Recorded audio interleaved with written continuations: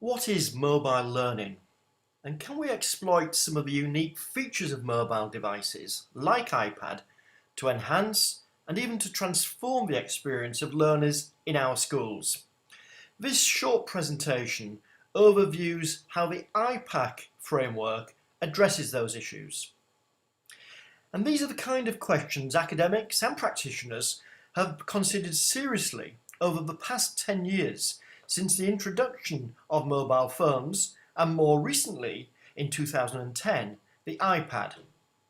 In 2012, our curiosity as academics led us to review over 30 peer-reviewed articles or studies of mobile learning in order to identify what we felt would be the unique features and affordances that mobile technologies promise for education.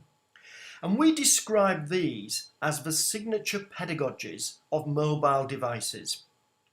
In our paper, published in 2012, we identified three major categories, which we refer to as constructs.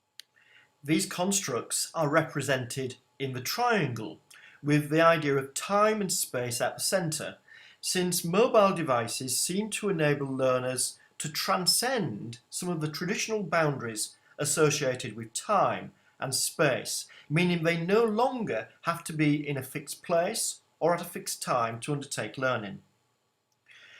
In terms of the framework, the three constructs we identified are collaboration, personalisation, and authenticity. And what we're looking at here are word clouds associated with the first of these constructs, which is collaboration.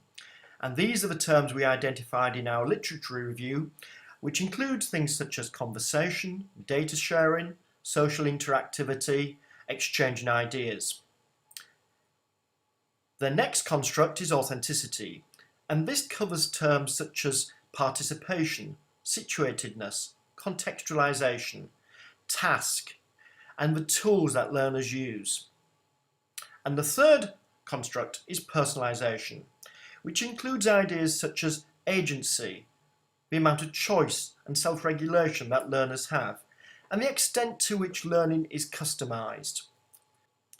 Taken together, they represent the three main constructs of the iPAC framework. But for each of the main constructs, we also identified sub-constructs, and in the case of collaboration, those sub-constructs included data sharing and conversation. Data sharing, the ability to actually create items such as a movie or an animation using a mobile device, and then the ability to share it with other learners. And conversation, the ability to engage in talk, both face-to-face and virtual, mediated through the mobile device.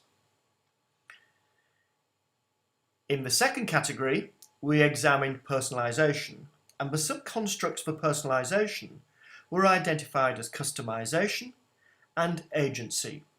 Customization being the ability of mobile devices to individualize and to customize the learning experience, and agency being the freedom and the choices that learners have when they have access to a mobile device. So for example, the freedom to choose where they want to learn, when they want to learn, and how they want to learn.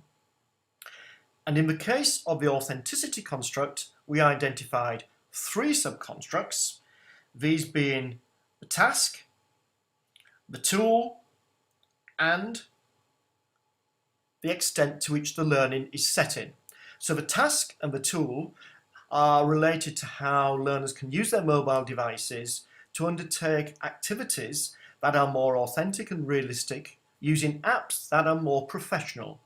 And the setting relates to the extent to which learning can be situated in contexts which are again more professional and more realistic, and also contexts that allow the learner to move beyond formal bounded spaces, such as field trips and visits to museums. Taken together, these three constructs and the subconstructs which we've explained form the iPAC framework. And this framework will be used extensively throughout this book and course to help you focus and to frame a research topic that is pedagogically sound.